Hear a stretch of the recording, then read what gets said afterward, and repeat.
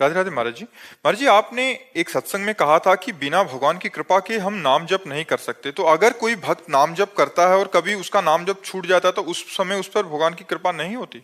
नहीं, भगवान की कृपा होती, त्रुटि हो जाती है।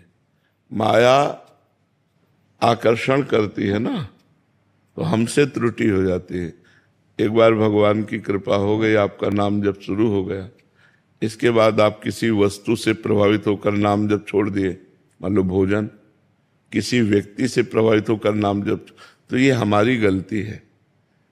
कृपा और गलती कि हम किस भोजन में इतना आसक्त हो गए कि भगवान को भूल गए, भोग में इतना आसक्त हो गए कि भगवान को भूल गए, परिवार में इतना आसक्त हो गए कि भगवान को भूल गए, समस्या में इतना पीड़ित हो गए कि भगवान को भूल गए।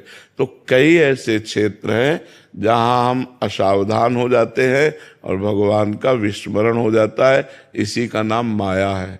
जो भगवान का विस्मरण करा दे वो माया, और जो भगवान की स्मृति में डुबो दे वही भक्ति। तो हम भक्ति को पकड़े, बार बार अभ्यास करें नाम जप का, इसमें भगवान की अकृपा नहीं है। पहली बात तो भगवान किसी पर भी अकृपा नहीं करते। वो इतने दयालु हैं, इतने महान हैं, इतने करुणामय हैं कि वो थोड़ी देर के लिए हमें लगेगा कि बड़ा अमंगल हुआ, भगवान की शरण में हैं, भजन कर रहे हैं, कोई ऐसी घटना घटती है, लगता है बड़ा अमंगल हो गया। लेकिन विश्वास करो उसका परिणाम बहुत बड़ा मंगलमय होगा, परिणाम बहुत मंगलमय होगा। कौरव सोचते थे कि क्या कर लेंगे पांडव, 5 है और हम 100 हैं।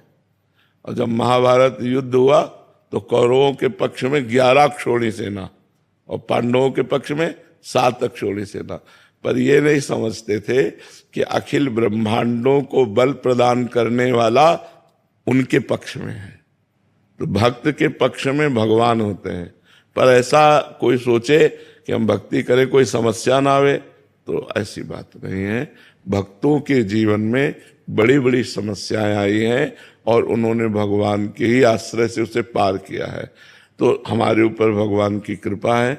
हम किसी समस्या पे या किसी प्रलोभन पे या किसी भोगासक्ति पे इतना आसक्त ना हो जाए कि भगवान को भूल जाए। ये हमारी कमजोरी है, ना कि भगवान की अकृपा।